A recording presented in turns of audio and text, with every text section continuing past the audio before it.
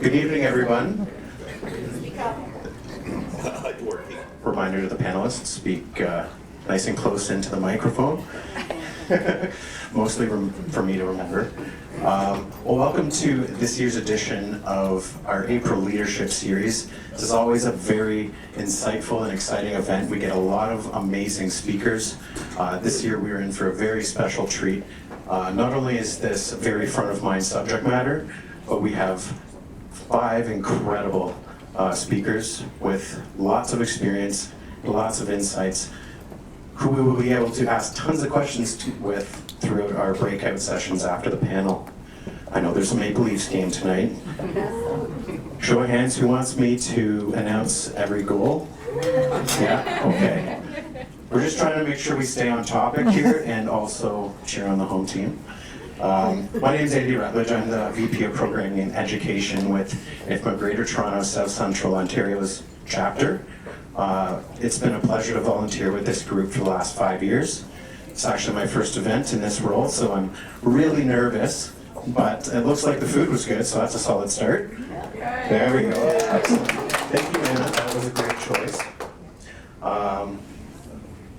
Today, we'd like to start with a land acknowledgement, and our moderator today from City of Toronto. She will take the mic and get started there. Thanks, Andy. We'd like to acknowledge the land we are meeting on is the traditional territory of many nations, including the Mississaugas of the Credit, the Anishinaabe, the Chippewa, the Haudenosaunee, and the Wendat peoples, and is now home to many diverse First Nations, Inuit, and Métis peoples. We also acknowledge that Toronto is covered by Treaty 13 with the Mississaugas of the Credit. Thanks, Harry. So I am seeing a few new faces in the crowd tonight, so thank you. Show of hands, who in the crowd tonight is this their first event? Oh, this is exciting. Okay, there's a person that you all need to know. Where's our Director of Operations, Anna, right now? She's coming up on your right. This is Anna. If you have any questions at all, she is our chapter superhero, and without her, we would not be able to consistently bring great programming and networking events to our facilities management community. So thank you, Anna. You are a rock to this association. Yes. Any questions about sponsorship or getting a membership or education, reach out to Anna. You can find her through our website, ifma-toronto.org. So, a little bit on safety. I doubt there's going to be an emergency. However, our emergency exits, out this door, right behind you, back left, right where you entered. On this side of the building, follow the exit signs. If you're upstairs, take the stairs right down. There's a set of stairs right here. Again, flow through as quickly and calmly as possible. All right. So, everyone received a drink ticket. There's also a cash bar after you've used your drink tickets, if you choose to have a couple extras. Please do drink responsible. It is a big night in the City of Toronto, lots of people out, and it's very important that everyone gets home safe. If you need help getting a ride home, come find me, we'll get you an Uber. But I think we're going to have a lot of stimulating conversation today that will put our focus not really on drinking. So Speak for yourself. It depends how it it depends how it goes, right? Yeah. How the Leafs play, really. So every year our chapter pushes the boundaries and continues to bring quality programming, educational events to members. This is achieved through our large membership base. So all of the members who have been with us, if you've only been with us for a short term, if you've been with us for 10 plus years, thank you so much for being a part of this association. We'll do our part and continue bringing you great programming and educational sessions and learning opportunities to engage with like-minded individuals. At this point in time, I'd like to thank a few of our sponsors. Starting with, who donated the POS machine for the Pash Bar? Eastside Mario's. There you go. Your receipt says ESM on Eastside Mario's, President is not a mistake. So if you feel in a thankful mood or feel like some pizza, thank you to Eastside Mario's for lending us your POS machine. We also have two other incredible sponsors. Today we're in an incredibly beautiful space. This is Hayworth, and I'd like to bring Nicole up to share a few words. She's been with Hayworth for how long now? Almost 10 years. Almost 10 years. So I'll pass it over to the expert on Hayworth to share a little bit of details about the space we're in today. Sure, absolutely. Just wanted to welcome you to our space. Obviously, we're very proud of it. This is what we create and what we do here at Hayworth. So Hayworth, for those of you who may not be aware, is a global furniture maker. We create products that optimize the workplace. We're global, and we also design from a global point of view. So family-owned company, which is a pretty big deal, in its third generation right now, with the fourth generation starting in the workplace. So pretty incredible to be able to do that. And love working here, love supporting IFMA. I've spent some time on the executive and really enjoyed it. But a few things to help you with your experience tonight. From an accessibility perspective, if there's anything we can do to support you, there is an accessible washroom through the main lobby. Do a quick little jog. There's a single accessible washroom.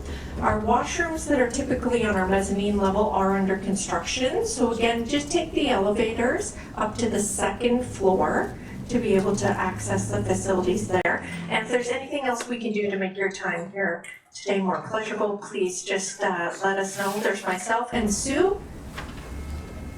Way at the back. And then, of course, Niels and Renee at the desk here are more than happy to help. Thank you so much, Andy. Thanks, Nicole. Now I'd like to bring up our title sponsor, tonight's event and chapter sponsor, also sponsor on the international level. We have a longtime supporter, Facility Plus. We've got David Levy and Alicia Levy here tonight. Facility Plus, again, they're always out in force. They're always sponsoring facilities management, and it's an honor to have you as a sponsor every year. So I'd like to bring them up for a few words. Thank you.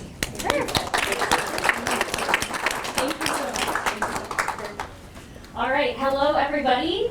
Welcome to another fantastic April Leadership Series. This venue is amazing. It's honestly breathtaking when I walked in and looked at this venue. So welcome. My name is Alicia Levy. I am the Manager of Transformation and Corporate Strategy here at Facility Plus, and alongside me I have David Levy, I'm her father.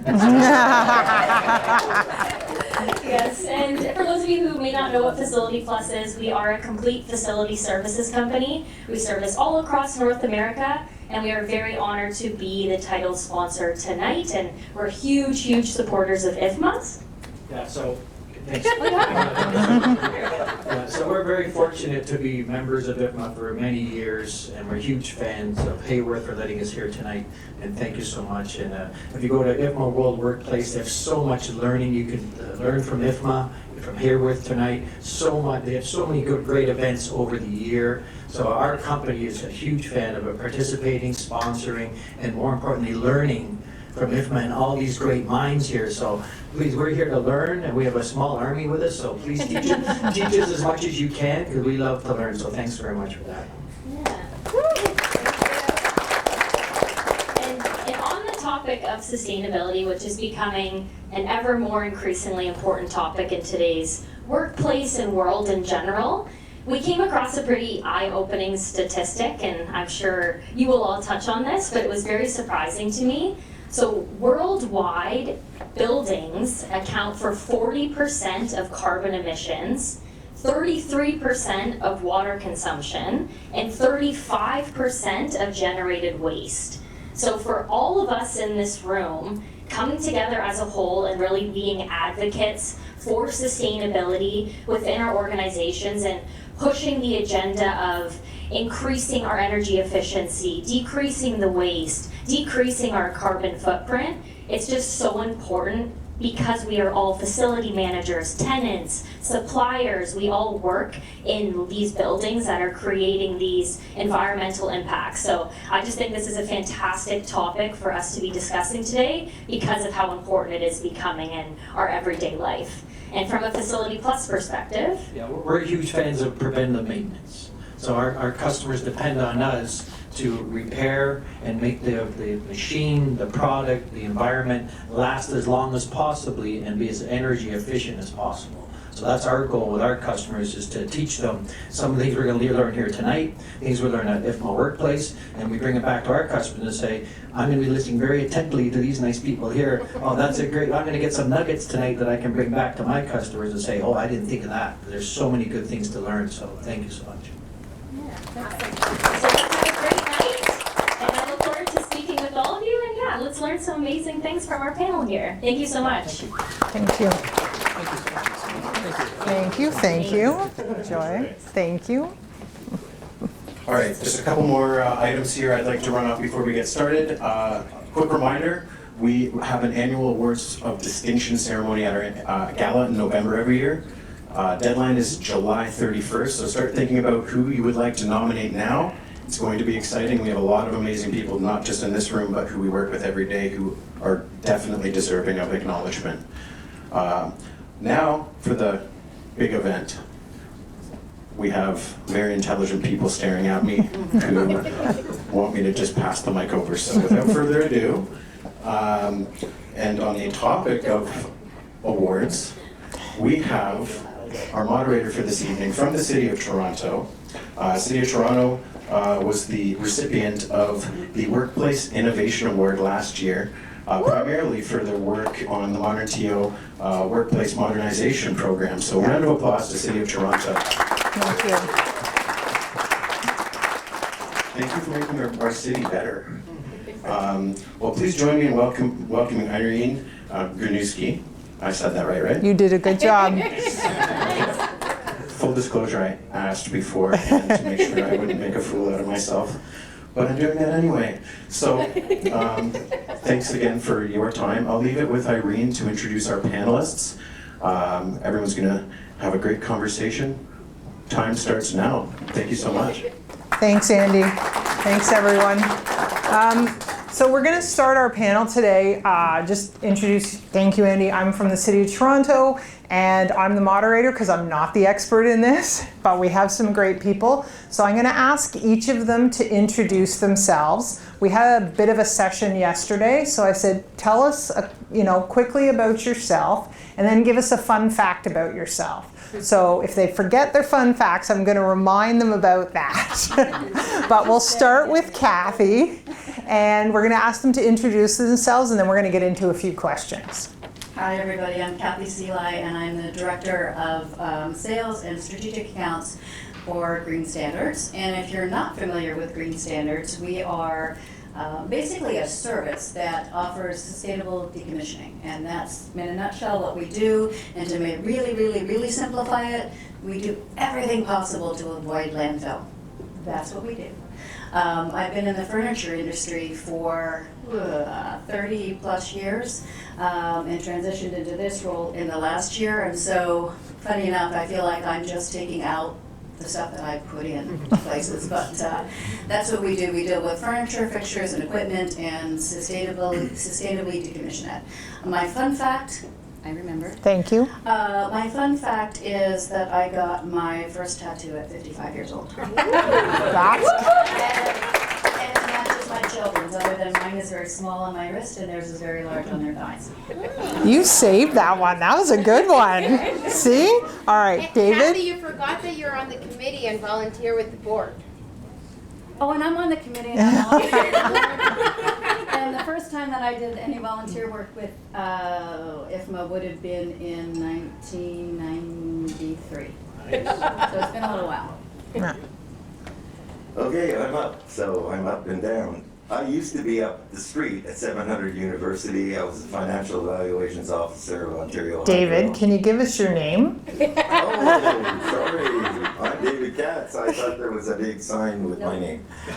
And it's on my badge. So I've been doing this for over 30 years. I am also the board chair of Ontario Sustainable Energy Association, which is rebuilding after 22 years. Those that might have known about the feed-in tariff and putting solar on your roof. I'm also a consultant, part-time teacher at Humber on building envelope. I've worked with some at Facility Plus and I check clients. I help buildings be more sustainable, including putting in building automation, smart buildings. I'm working with AI and ML now, and I welcome your questions about energy and how it impacts buildings. And your Oh, fun my fact? I was an air cadet and I was going to be a pilot. But after, 17 and flying little planes, they said, you have to go back to school to be an Air Canada pilot. And I just left and just went back to school. Dave Carlos? Hi, I'm Dave Carlos. I am Managing Director at a sustainability consultancy in the UK called Just One. We're called that because we say just one business, just one person, just one conversation can make a world of difference. And today, even just one action. So take one action you'll take back to your company today.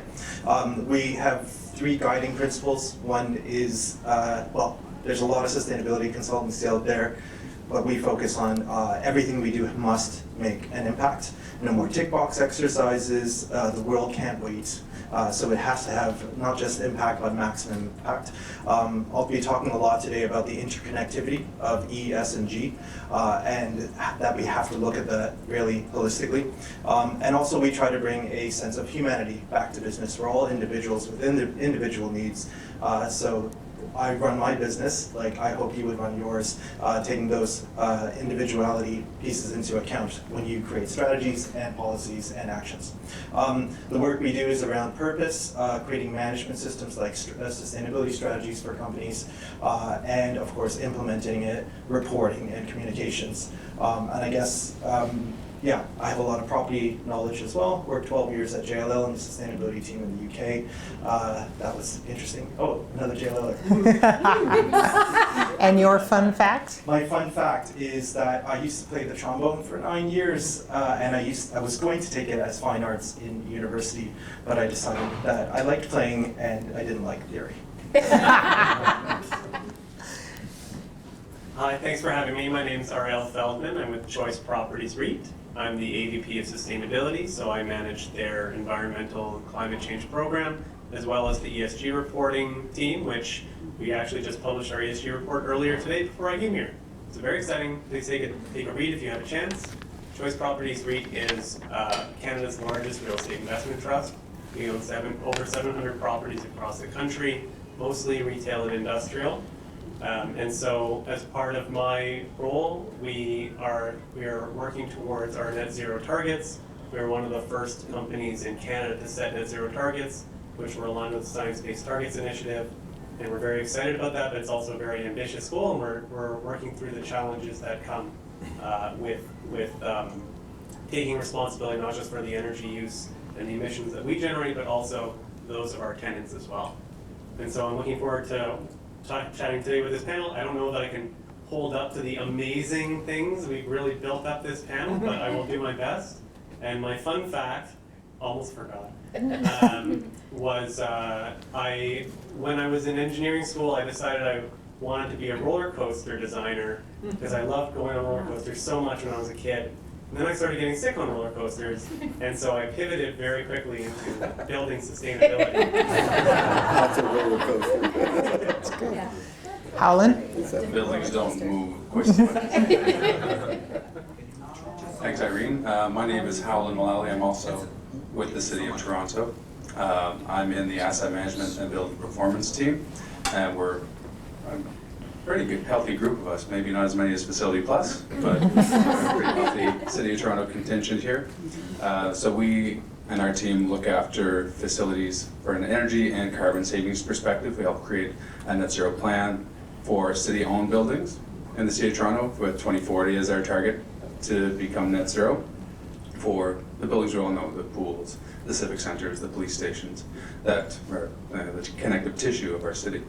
So that's where we're focusing our activities, and a lot of the interesting work that I'm working on now is the transition from putting something into a building to making sure it operates the way you want it to. we have a lot of systems that aren't quite up to snuff. So that's something I'm hoping to talk about today, and happy to have some dialogue on those elements, especially with people that run these systems as they go in. Fun fact, on the call yesterday, I couldn't get off mute, so my fun fact is I'm no good at acting. I guess the better one is I'm from Prince Edward Island, which is a bit novel, and coincidentally, my family makeup, I'm a family of 5, and kind of like this, 4 boys and my poor eldest sister. Oh. And she's the youngest here. But that's the only difference. Good save. Good save. Good catch. Almost Good save. died. Yeah. Okay, thanks, Helen. Thanks, everyone. So we have a few questions. All the panelists got the questions. I'm going to ask a question and direct it to a panelist. I'm hoping they will answer. If not, and if anybody else wants to chime in, we'll give them a moment to do so. But I'm also pretty flexible. If there's something that is burning from the crowd, happy to have you jump in and ask a question. We will also give you guys in the crowd a few minutes at the end after we go through our questions to be able to ask questions of the panelists as well. So, are we ready? We're going to get started. Okay, so Kathy is going to do the first question for us. And the first question is, what do you see as the biggest challenges right now in promoting the adoption of net zero design or the circular workplace, and how can organizations overcome these challenges? I come at it from a very specific perspective, but I can say what I encounter all the time is the biggest challenge truly is education. It's about understanding what can you do, what can the impact be, or what does all of what feels like masses of swirling numbers and statistics and data, and what does it all mean, and how can you just take it and simplify it so you can put it into terms that are relatable for everybody. So these esteemed people along here will talk about in-depth data information that will make my eyes cross at different times because it won't be relative to me. I won't necessarily understand it. So to adopt is really tough. And you hear a lot about just the fatigue of trying to move forward in sustainable ways, et cetera.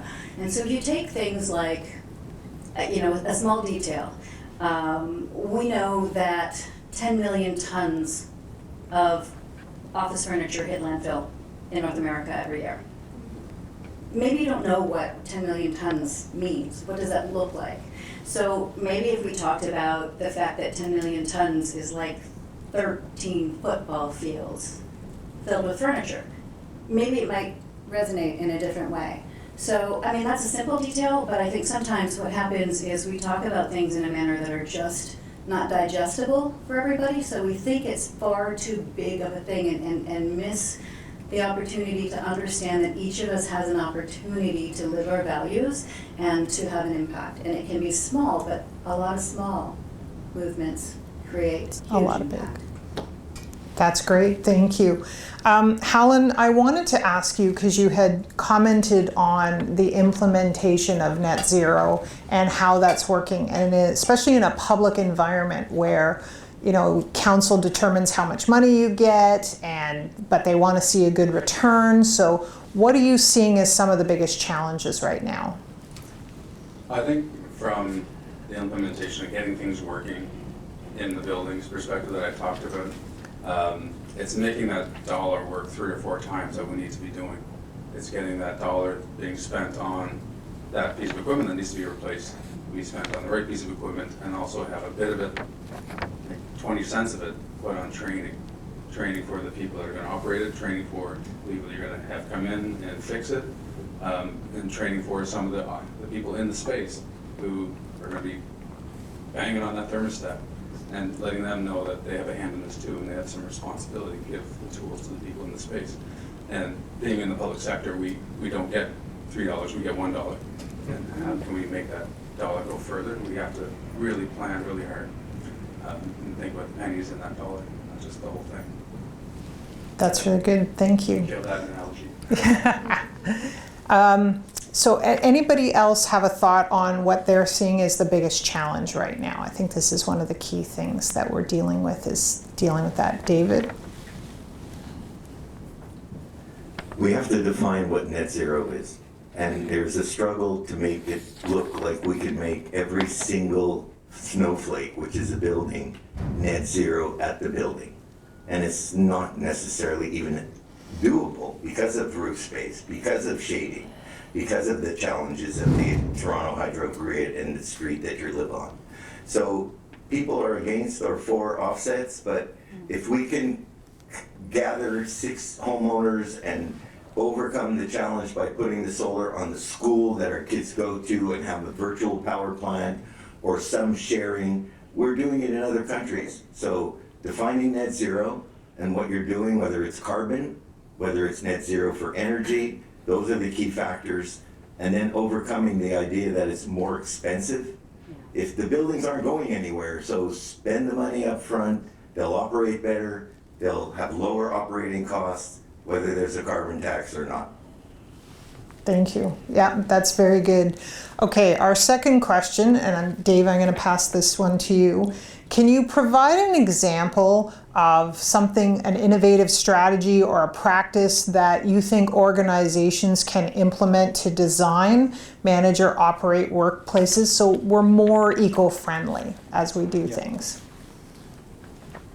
Just before I even answer that, I think it'll tie into for what you were saying about education. I think the biggest challenge that we're facing is a comms issue. We have all the technology, we have everything at our fingertips. What we need is to get more leadership teams bought in. Forward. Great. So, reporting, I'll get to in a second, but I'll get back to that. The cost element. What is the cost not to do these things is what a lot of companies should be asking. Not just on the environment or on society. This isn't fluffy stuff. This is, what is the cost to your actual business? I like to think of those costs more in a positive way and think about what value does it bring. So as you were saying, it's not just the financial gain or loss. It is about attracting and retaining the best talent. We know that the best talent, and this is not just recent research, but the best top talent in the world want to work for companies that do more than sell stuff. They want to work for companies that have a greater purpose, and not just have that purpose, but are fulfilling that purpose through actual, again, not through just plans and commitments, but through actual tangible progress and impact. That leads into reporting. So it's less reporting against your KPIs and whatnot. That is all fine. I think reporting in a 40-page sustainability report has its place, mostly for investors, I would say. I have read so many sustainability reports in my life, and I'm a little bit sick of them because they're not a story. I like picking up a... Sorry, We just published an 80-page. Is it a story? It's a PDF. You have to download it and read it on your phone. There's pictures. So it has its place, but more often than not, especially in Europe right now, reporting is so far advanced that what we're seeing is that a lot of the companies don't put a lot of design time and money into this actual document, but actually put all the data, all the information in there, and it's used for the investors to do their, figure out, is this company actually progressing? Are they actually doing their bit? They take the rest of that budget and do super great comms. Comms targeted at their various different stakeholder groups. The comms that your employees need are very different from what your tenants need or your supply chain. I've seen, out of sector stuff like Heineken wrapped their sustainability report one year because their customers are young people that need that level of information. And also, it's not just about annual reporting. It is about, in some cases, live reporting and everything in between. So live reporting, it could be like, I've seen signs in buildings, digital signs saying, here's the performance today of this building, how much energy have we used, how much footfall has happened. So I think when we look at the best company, the leading sustainable companies in the world, they are the most, they do the most frequent reporting. They do targeted communications, not just PDFs or paper reports, and they have a high level of transparency. And that transparency is where I would love to see companies move to left, right, and center. Like I said before, if you're reading a novel, you don't want to hear about the protagonist going, look how great I am, look at all the great things I've done and how great my life is. No, you want to hear about their challenges, how they've stumbled along the way. You want to hear how they learn from that mistake and are actually resetting their targets or goals to get to where they want to be on this journey. So I would say, tell your full story, tell it frequently, and tell it for the specific audience that you are wanting them the information that they want. That's great. Ariel, anything you want to add? No, I'm sick of publishing 80-page reports. It's a necessary evil, but I agree with you. I think that one of the biggest challenges of what we call ESG reporting now, what used to be CSR reporting, and will be called something different in a few years, is that it's really a promotional document for many companies. Choice, we try to be following different standards that are out there, and there are new standards that are coming in. And that should hopefully lead to more, oh my God, what's the word I'm throwing at? Anyway, consistent reporting. My brain is shut off. I published the report already. So it's definitely very important, and I think it's really important for our tenants as well, as we start to think about how we're gonna affect our spaces in terms of energy performance or greenhouse gas emissions. We really need to have consistent data, good data from our vendors, good data from the manufacturers. You can have energy models. People may or may not believe in it, so it's better to have on the ground data. That data, then you can report to your tenants and show them what the benefit is. Because there is a lack of belief, I think. We are human, change is hard, and so it's good to hear stories of positive outcomes. It's good to hear stories that didn't go so well, because I think it just lends credibility to whoever's telling those stories, and it's ultimately going to help us progress faster as a society. Can I just add one more thing? There's a lot of laws coming out about greenwashing in the EU right now. That will come here, and those laws say you can't make false claims. Yes, that starts with reporting and why the standards are there, but it's also in marketing, communications, how you, whatever you say on the sides of your building and whatnot. But that starts, if there's ever an error, there's intentional greenwashing, not naughty, but there is actual, if you do something by accident, being very transparent and open about your mistakes is also the way forward, and that'll help mitigate the risks that you will find. A lot of companies almost want to say, I don't want to talk about anything because we haven't done the whole thing yet, but just talk about the journey. And if you have that sense of vulnerability, people will be along with you on that journey. Yeah, they'll follow. They'll want to know if you've made it better in the future. Yeah.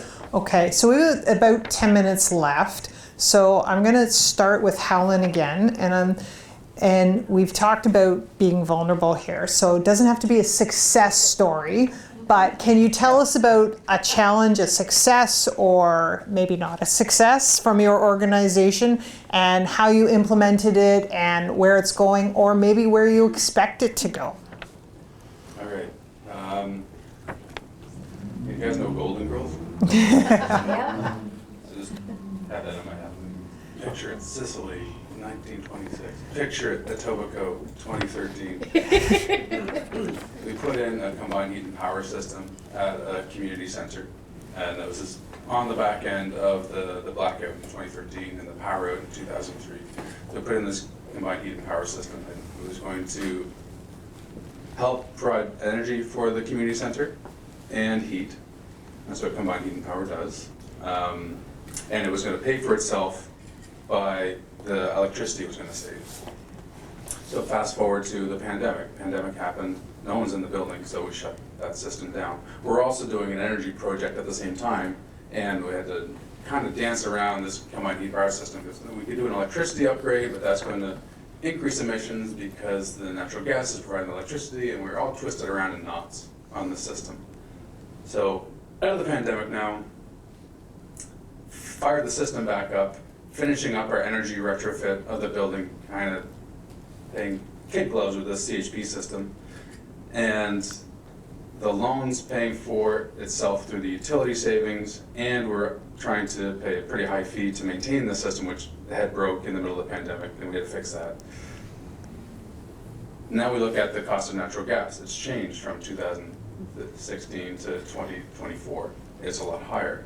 And all of a sudden, you look at the new numbers, the business case doesn't work anymore. This thing is costing more money to operate than it was saving. So, and it was just killing us from a natural gas perspective for that facility. So we brought that information to the client, Parks Department, said, this was a good idea at the time and is providing a good service, but now it doesn't make sense. Let's relook at it. We have the data, we have the information, bring everyone in a room, and we made the plan to, okay, we can either get rid of it or put in something new, or just leave it there, but take out the H part. Just provide power as a backup when we need it. So now we have this very expensive backup generator. But we got there in a way that's paying for itself, and now we're seeing this huge greenhouse gas savings on the back of all these disruptions and challenges, and just this life, it goes up and down. You try and figure it out at the time. And if Poilievre becomes prime minister, gets rid of the carbon tax, natural gas price goes down, we'll look at it again. Who knows? So you made lemonade out of the lemons. Yeah. Yeah. Okay, pass it on to, well, sure, give it to David, and then we'll go back. I know about the project because I was working with CHP with Toronto Hydro, and clearly the challenges. But you may be able to run it in hydrogen. Now we have to get green hydrogen. So these turbines aren't bad. They're jet engines. They're the same engines that fly the planes. And so many of the gas plants, as we call them, they may be running on hydrogen. The question is, how do we produce it? But anyway, I'll defer to No the next problem. question. Ariel, any successes or challenges you want to share? I think all of my I'll do the challenges because I think it's probably more interesting. Most of the challenges and the failures I've had are failures of education. It's, you have a great idea, and you talk to the people within your organization, outside of the organization. People don't want to change. They want to keep doing the thing they're doing unless you give them pretty much the whole complete story. Innovation is hard, and it's hard, especially in our real estate world, where you have so many different companies potentially touching the same building, and all of them have different incentives.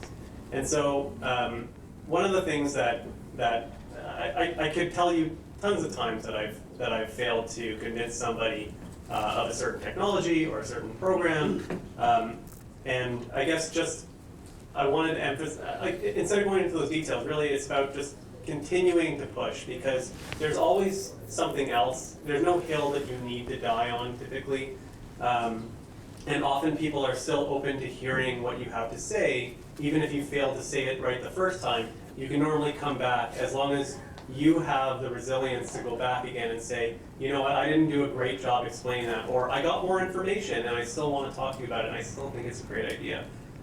Being a sustainability director is about eternally being optimistic, even though maybe the carbon tax will get killed, and even though maybe natural gas prices will go through the floor, and it'll be extremely difficult to do it, because there's still there's a lot of reasons why we want to do it beyond the financials.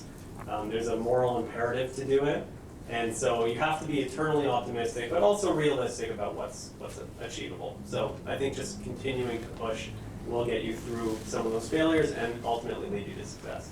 Thank you. Dave?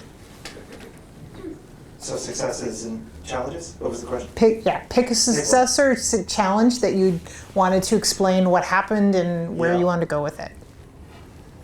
This is a big innovative one for the real estate sector, but I'm going to say it. So the coming out of 2020, my company, I used to work in real estate, but primarily.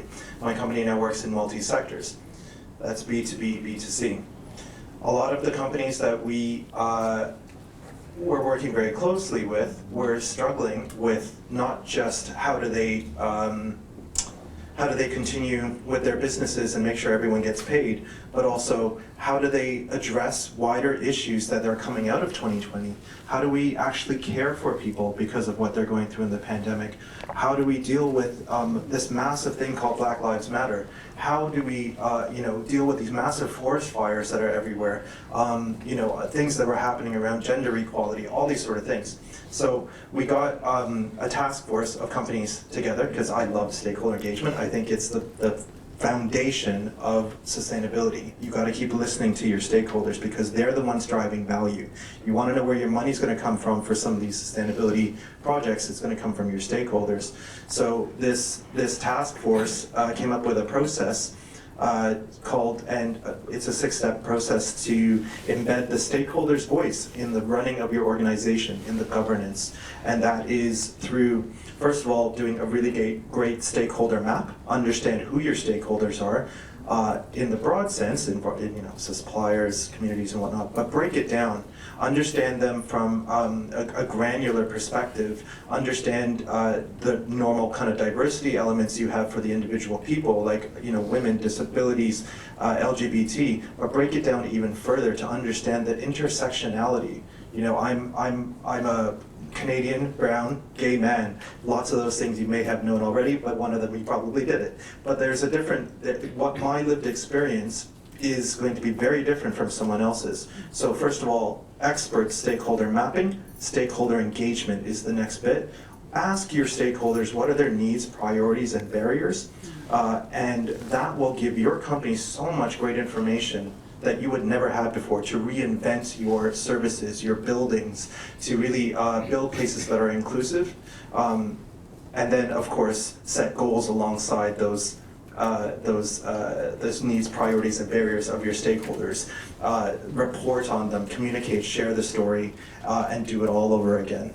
That was a system that after the task force we called it the Social Justice Charter. It's a non-for-profit initiative that we've got many companies interested in. About a third of the ones on the working group right now are property, others are, can I name, like Nestle, or things that might not be, they're struggling with certain bits of fairness. So that was a really great success, and we're still working on it. Good. David, any last thoughts? I tried to take on Honeywell, Johnson, and Siemens down here 30 years ago, and with 2 buildings, two sons and an engineer, we were putting in systems with Windows 3.1. We were talking to the buildings over PC Anywhere. And now I'm talking about AI and ML.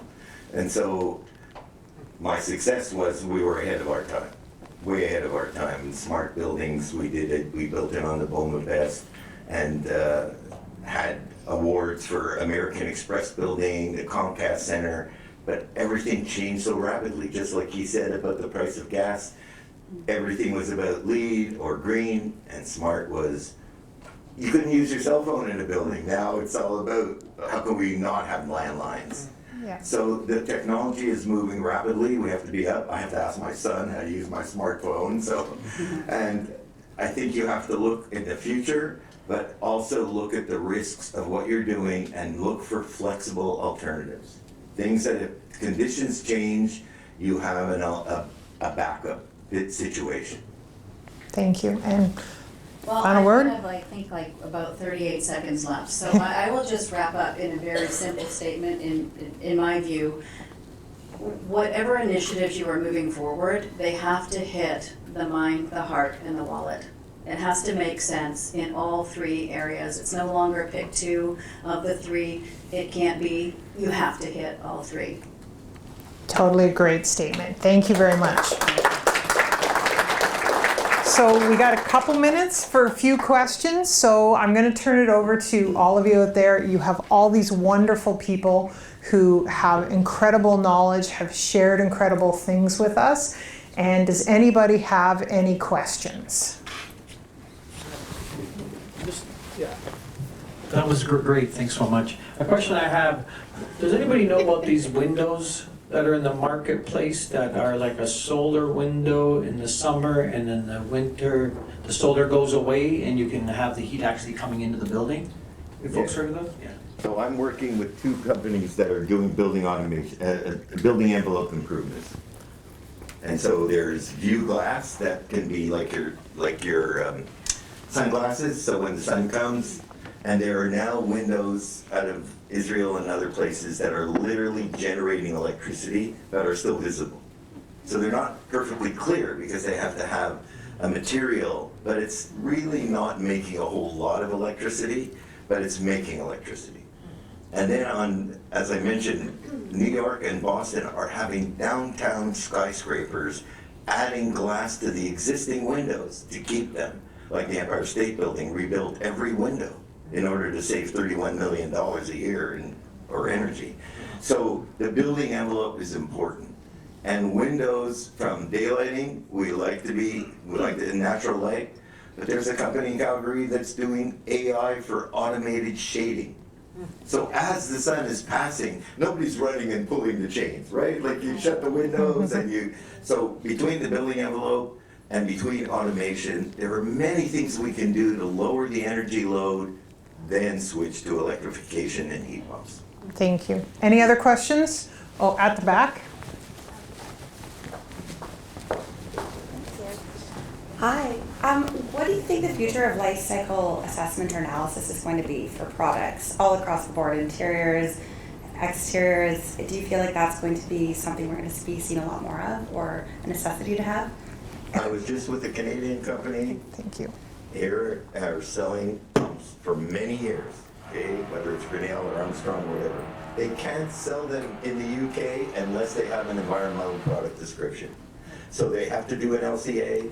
CAGBC is working on it, the Athena Institute. Embodied carbon is in the reports that are coming out from the federal government. So this is important. Every material or drink can or food has a label on it. In Europe, as you know, they label the buildings, people have to go and it's A, B, C, D, E, and every product has to have an environmental product description, which then requires a life cycle assessment as to what went into it, where did it come from, how much energy was used, what type of energy, what truck drove it to the next place. So that's not going away. And if we want to export to those countries, we better learn from what they need. Kathy? It's coming in everything. Yeah.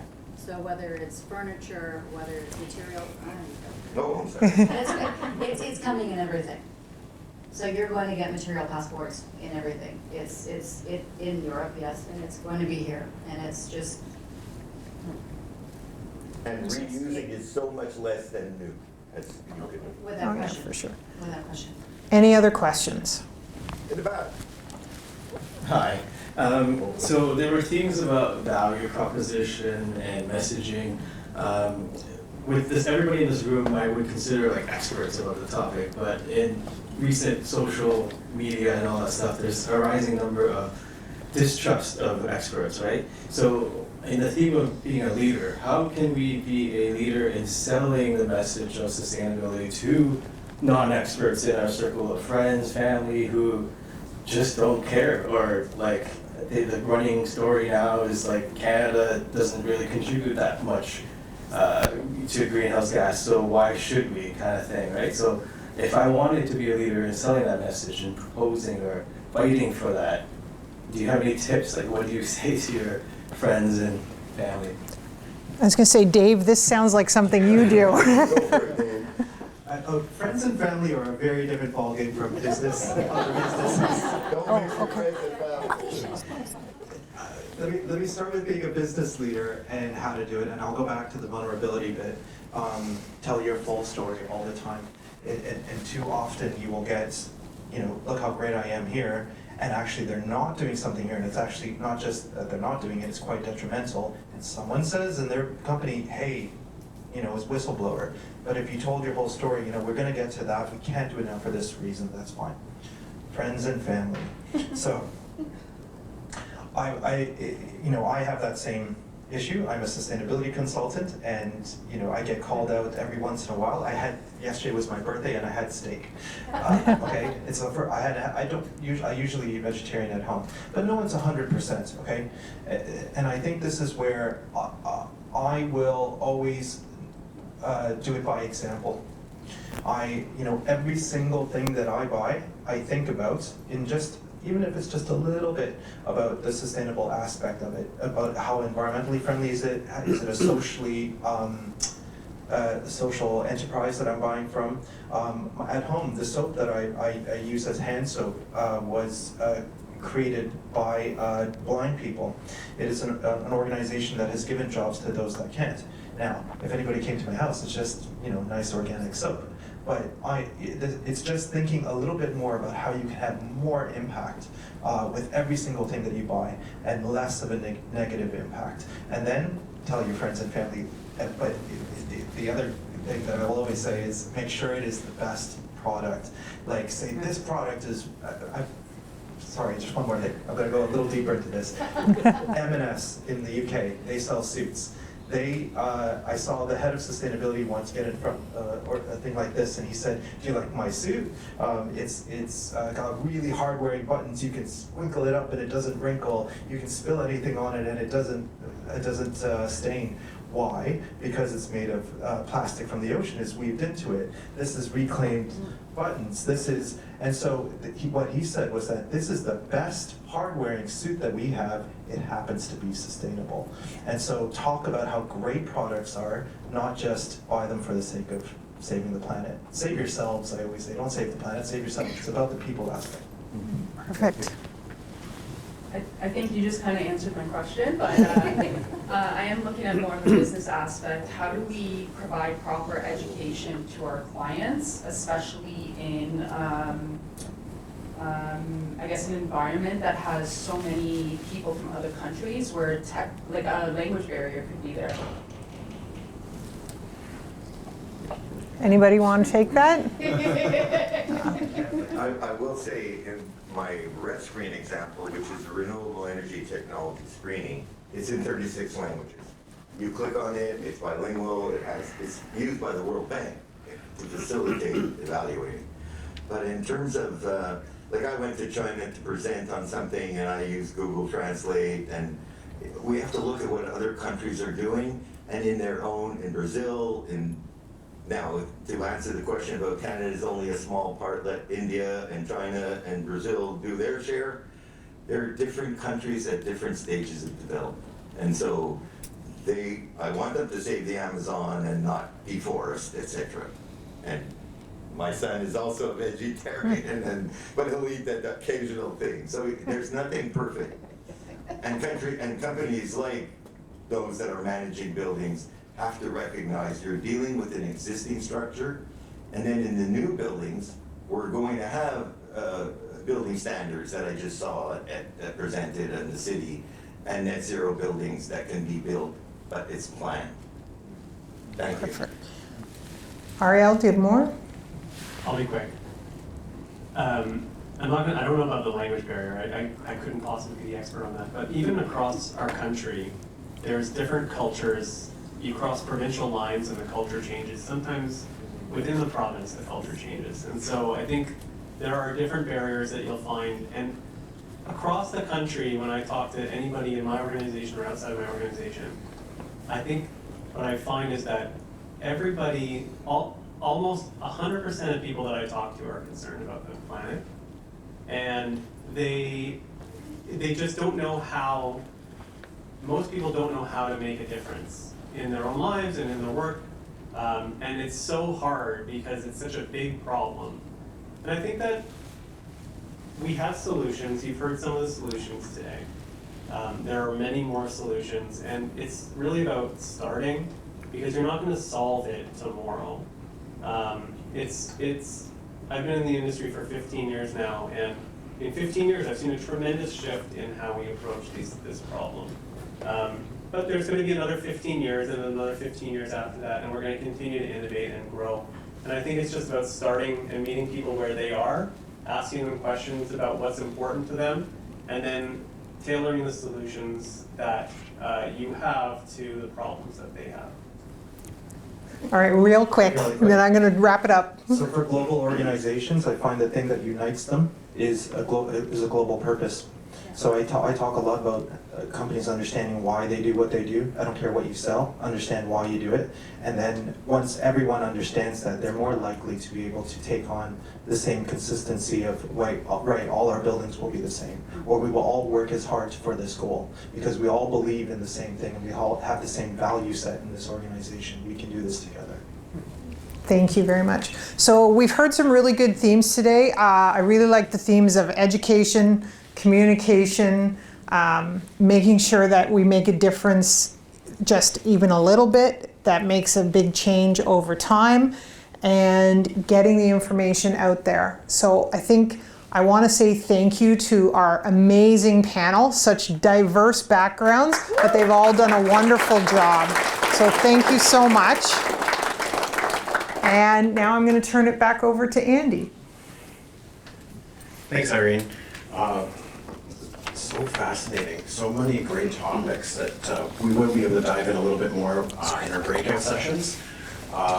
Before we get into that, I'd like to challenge everyone in the room to find one takeaway and change someone else's perspective about something you learned today.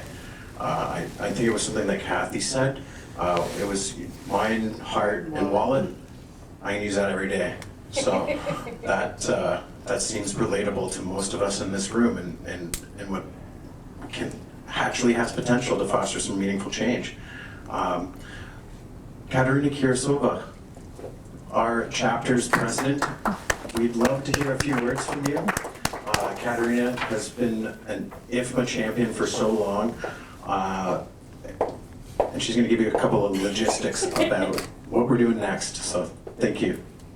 Thank you guys so much. This was absolutely incredible, and I wholeheartedly agree with everything that was said today, and I can't wait to dive deeper into the discussions. I think something that resonated for me personally is the ability to share our failure stories. And one of my absolute favorite books is Black Box Thinking, and it dives deep into why you share those knowledge, that knowledge of the failures, because that's what's going to impact that learning, that enhancement and growing, and sharing that knowledge so that others don't make those mistakes. So really, really appreciate your time. Thank you guys so much.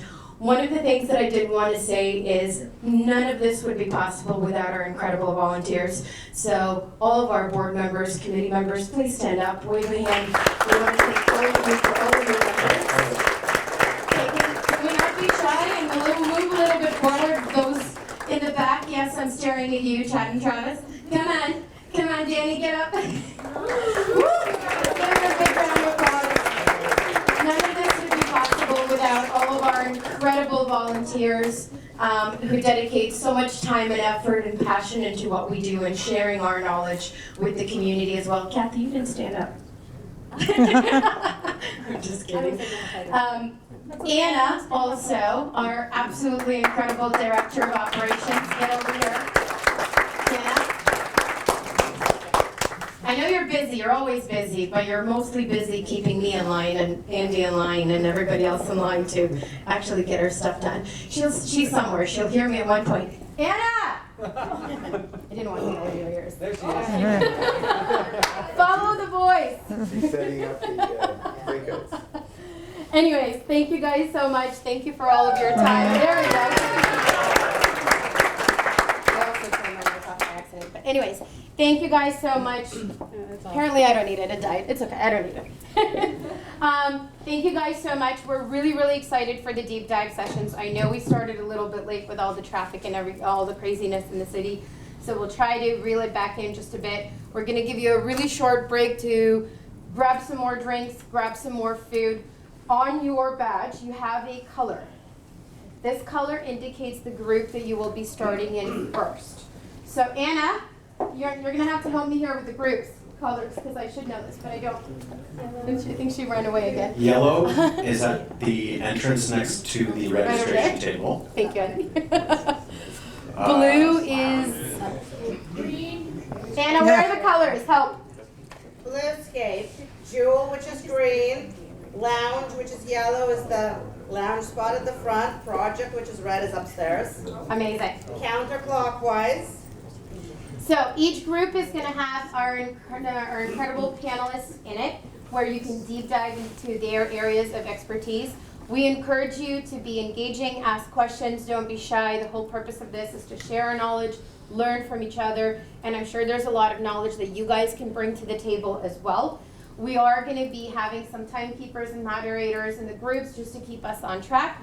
We're going to go counterclockwise and switch groups, so you are going to hit all 4 sessions, and we're going to have a lot of fun. So please learn, please share, and let's get at it. Oh, and it's 0-0. Yes. Yeah. There's no score yet. Okay, hold on. By a show of hands, is there anybody against us walking around and sharing some of the Leaf scores for those that are making it possible being here, because thank you for not canceling. We're all good. Anyone No. against it? All right, so we are going to have some folks that are going to walk around and shout out Leaf All right, I'll scores. turn my notifications back on. Thank you guys. Grab a drink. We have about, Anna, how much time do we have between the first session? You have probably about 10 minutes. 10 minutes. Awesome. Thanks, everyone. Perfect. All right.